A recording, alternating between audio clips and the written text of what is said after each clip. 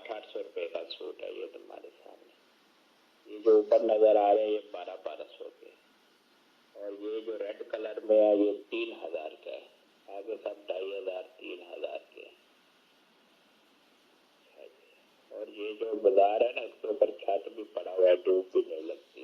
ये देखो 1200 का सूट है, ये 1200 का सूट है। ये इधर जनरल स्टोर है, ये फूड की दुकान है।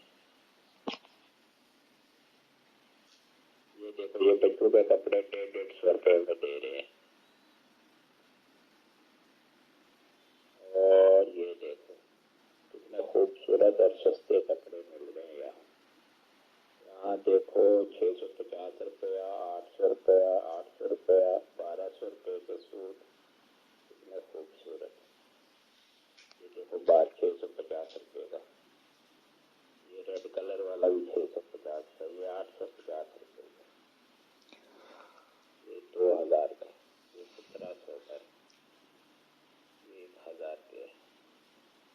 अच्छे कपड़े और सस्ते कपड़े हैं इधर। जितने भी कपड़े खरीदना है बहावलपुर से आके खरीदे। बाजार में बहुत अच्छा सामान मिल जाता है, हर चीज मिल जाती है।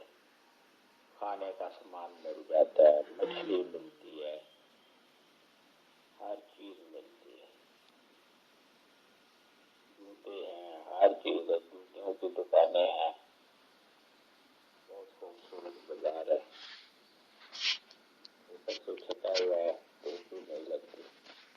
बड़ी बड़ी दुकानें हैं।